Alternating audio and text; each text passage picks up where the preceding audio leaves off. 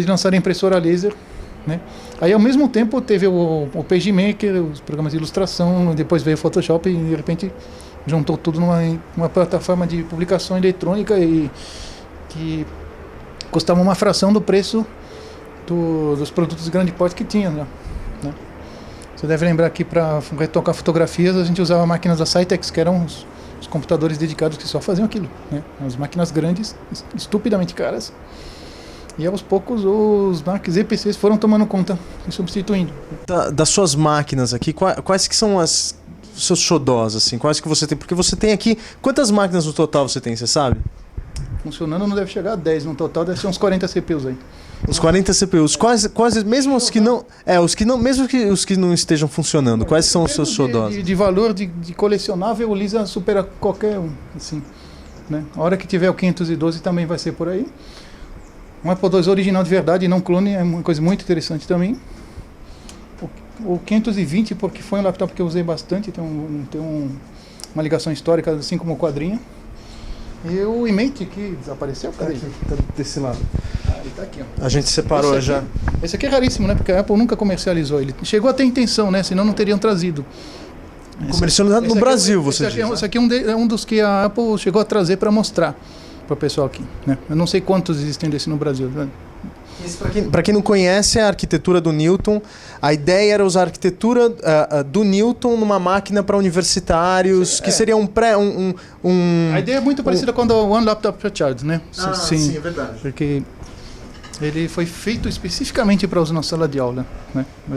Ainda tem touchscreen, que é uma coisa moderníssima, e tinha um software para o professor poder controlar as máquinas dos alunos que ficavam ligados na mesa de... E outra coisa... Essa construção super resistente aqui, né? Uhum. A gente pode dizer que todas as ideias do iBook original foram testadas aqui. Uhum. E quando foram fazer o iBook, deram uma limpada estética, né? O interessante do software do Newton é exatamente esse sistema de escrita que você não precisa ensinar ele a aprender a sua caligrafia. Se você tiver uma caligrafia razoavelmente boa, ele consegue... E cursiva, né? Você tem que escrever as letrinhas uma a uma, mas é muito fácil, assim. Se você escrever em cursiva, ele pira, ele se engana muito. Ah, é? Sim, tanto que as instruções dele falam, não, escreva com as letrinhas bonitinhas, assim. Separadamente. Não muito bonitinhas, o suficiente. Mas é muito agradável de usar, assim. É que a primeira geração do Newton meio que queimou o filme e depois ficou muito difícil, né? Essa aqui é a última geração, ele é bonzinho. Junto com ele tinha o Newton 2000, que era mais poderoso. Já tinha um processador mais forte. Nada de tela colorida, né? Todos esses são tons de cinza. Eles eram todos PB. E o próximo passo, naturalmente, seria ter tela colorida, que nem aconteceu com o Palm depois, né? O Palm foi uma versão simplificada e destilada do conceito de um Palm Top, né? E aí conseguiu dar certo. Era menos ambicioso, o Newton era ambicioso demais, ele era muito avançado para a época. Muito avançado para a época, né? E os arquitetos do Newton saíram e montaram a Palm. A história é mais ou menos essa, não é? Um deles. Não, mais ou menos. O que eu soube era uma história diferente, mas talvez tenha um revisionismo aí. Dizia que a Palm foi fundada por gente que fez o grafite, que era um reconhecimento de escrita alternativo para o Newton, né?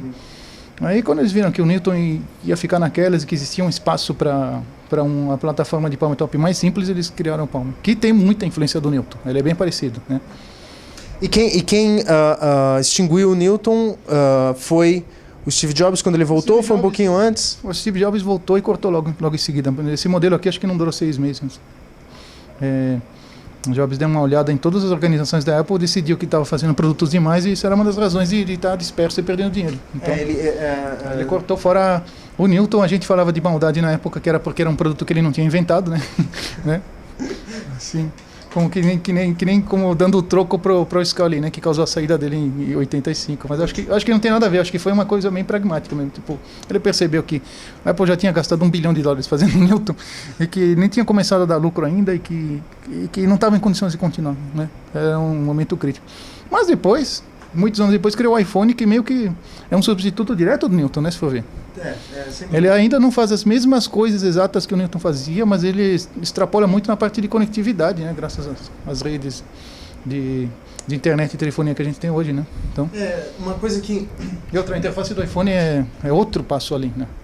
Uma coisa que é muito interessante é que não basta só a empresa criar a tecnologia, como o Newton, que, como você falou, foi muito avançado para a época. Eu acho que depende também do público aceitar a tecnologia e adotar a tecnologia no seu dia a dia e ver necessidade para usar ela, né? Que senão realmente, que é o que você falou, o iPhone maravilhou todo mundo exatamente pela praticidade, conquistou, né, o amor assim das pessoas, a fascinação das pessoas.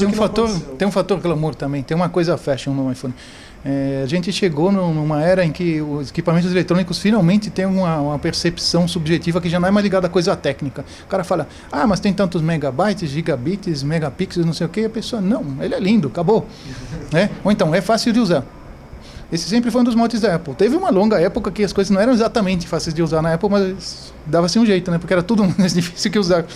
Mas teve uma mudança de cabeça muito interessante, que foi a seguinte: na época que não tinha Jobs, a Apple estava muito com a síndrome do não inventado aqui, eles tinham que inventar tudo. Né? Tudo que os outros tinham feito, tinha que fazer também. Ou então fazer tudo à sua maneira própria, num mundinho fechado. E logo que chegou o Jobs, de volta a gente voltou uma coisa que era um pouco como na criação original da empresa, que era aproveitar tudo que tinha de bom em tecnologia e condensar em produtos. Né? Então, você tem a cooperação invisível de um monte de companhias para fazer um produto que nem o iPhone, por exemplo. Né? E a outra coisa é que a Apple raramente inventa de verdade uma coisa do nada. Né? Eles adaptam ideias. Por exemplo, eles não inventaram um tocador de MP3, não inventaram a interface visual, não inventaram um mouse, não inventaram um monte de coisa. Não inventaram um USB, mas tudo isso aí são coisas fundamentais. Né? Que foram adaptadas e que foram inseridas daí nos produtos deles, mas de uma forma revolucionária, uma forma que atraiu as pessoas. Eu acho que a usabilidade é o foco do design, é por isso que dá certo, mesmo usando os mesmos componentes que todo mundo usa. Não é um diferencial tão grande assim, né? Por exemplo, eu tenho aqui Adobe Creative Suite. Ele roda idêntico no Windows e no Mac. Né? As diferenças são altamente discutíveis por causa disso. Né? O que quer acontecer aqui é ter outros tipos de computadores para não parecer que é uma coisa só de... maníaca? Uma coisa menos... psicótica. Menos fanboy, né? Para ser menos fanboy, precisa ter umas máquinas diferentes. E uma Amiga já está... uma Amiga é uma boa ideia. Que existem pessoas que você fala o nome Amiga começando a lacrimejar assim já. Né? E também algum PC antigo, porque eu comecei com PC XT. E seria interessante também uma daquelas... Mas você tem uma Amiga aqui no meio das suas máquinas? Não. Eu conversei com uma pessoa e vou trocar um dos Macs por uma Amiga. Queria agradecer então agora a participação do Mário AV. Muito obrigado, Mário, pelo tempo aqui que você nos mostrou a sua coleção maravilhosa, contou um pouquinho da história das artes gráficas aqui no Brasil. Você está escrevendo matérias hoje para quais revistas? Mac+, Windows Vista, Photoshop Creative e mais alguma outra coisa aí também. Websites também. E tem o meu blog também. E qual é o endereço do seu blog? marioav.blogspot.com, fácil. Tem o Flickr também, né? flickr.com/fotos/marioav. Estou usando o mesmo nome antigo nos dois. Sim, está um pouco parado, mas tem um monte de coisa de fotografia que eu explorei esse último ano e coloquei lá. Inclusive ilustração também, está virando uma espécie de portfólio lá. Né? Legal, então quem quiser ver o trabalho do Mário, pode ver no Flickr, pode ver no blog dele e todas essas matérias que ele tem escrito para as revistas aqui no Brasil. Obrigado, viu, Mário? Obrigado pela participação. Faltou falar alguma coisa sobre itens para acervo, né? Eu aceito doação de computador, mas às vezes eu não posso dizer sim para qualquer coisa que ofereçam porque não tem espaço, né? Eu tenho que ser um pouco seletivo. Se você pensar que tem, da série 6000, você tem 2 máquinas aqui, G3 Torre tem 3 diferentes. Então, se quiser fazer um pedido aqui para os nossos espectadores aqui. A única coisa que eu posso dizer é que se tiver uma máquina velha que você tenha assim muito carinho e queira alguém que tome conta direito, eu acho que ele pode ter um bom lugar aqui, né?